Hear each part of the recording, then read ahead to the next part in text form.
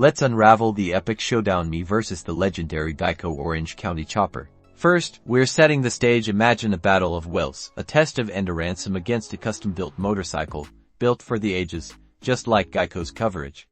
This could easily form the basis of a Geico commercial. Our central question: who breaks first, the presenter or the mighty chopper? Our ad campaign will be built on a comparison of dependability. See, the Geico Chopper represents the promise of enduring reliability, just like Geico's coverage. How might this play out? Maybe with a series of increasingly absurd challenges, each more humorous than the last. Let's dissect the humor.